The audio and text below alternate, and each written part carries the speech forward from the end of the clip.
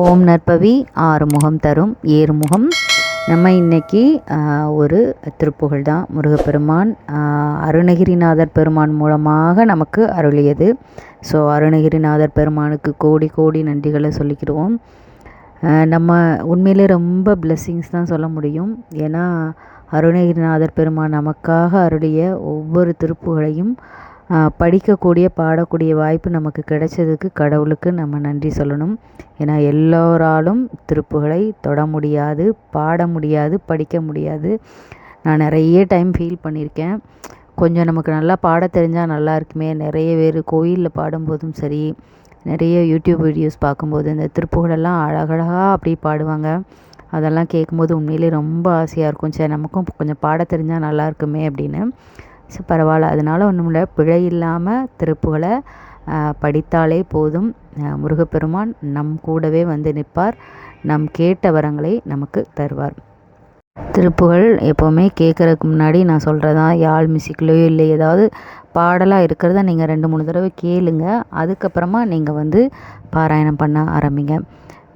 பெரும் காரியம் போல் வரும் கேடுடம்பால் பிரியங்கூற வந்து கருவூறி பிறந்தார் கிடந்தார் இருந்தார் தவழ்ந்தார் நடந்தார் தளர்ந்து பிணமானார் அருங்கான் மருங்கே எடுங்கோல் சுடுங்கோல் அலங்கார நன்றிது என மூழ்கி அகன்று ஆசையும் போய் விழும் பாலுடம்பால் அலைந்தேனை எஞ்சலென வேணும் இரு கானகம்போய் இளங்காலை பின்போக எங்கே மடந்தை என உய்கி எழுந்தே குரங்கால் இலங்கா பொருந்தியிடும் காவலன்றன் மருகோனே பொருங்கார் முகம்பாணி கொண்டே இறைஞ்சார் புறஞ்சாய அம்பு தொடும்பேடர் புனங்காவல் அங்கோதை பங்கா அபங்கா புகழ்ந்தோதும் அண்டர் பெருமாளே.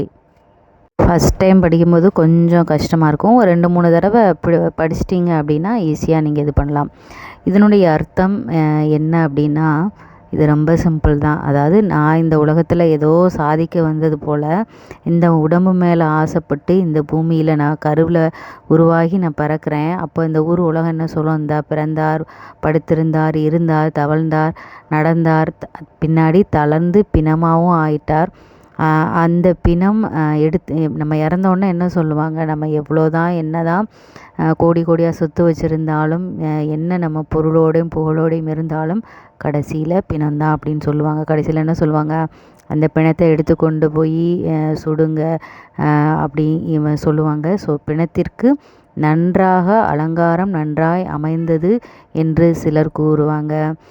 நல்லா இருந்துச்சு. நம்மளும் என்ன அதுக்கப்புறம் ஒரு பேசு பொருளாக தான் இருப்போம்.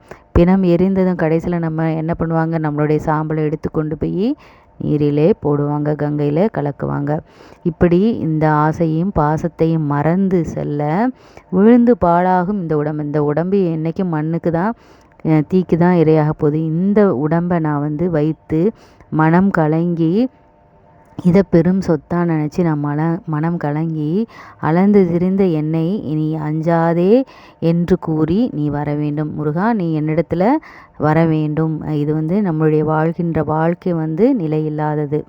ஸோ இதை தான் சொல்கிறாரு அருணகிரிநாத பெருமாள். 2வது என்ன அப்படின்னா, இதில் வந்து ராமபிரானுடைய மருமகனே அப்படின்னு சொல்லாதாங்க. அதான் பெரிய காட்டிற்கு சென்று தம்பி வீரன் லக்ஷ்மண் சீதையை தேடி சென்று அங்கே போகிறதுக்கு குரங்கின் மூலம் இலங்காபுரியில் நெருப்பை வைத்த அரசனான ராமபிரானின் மருகனே. அந்த ஸ்டோரி நமக்கு எல்லாரும் தெரியும் இல்லையா? அப்படிப்பட்ட அந்த ராமபிரானுடைய மருகனே அப்படின்னு சொல்கிறாங்க.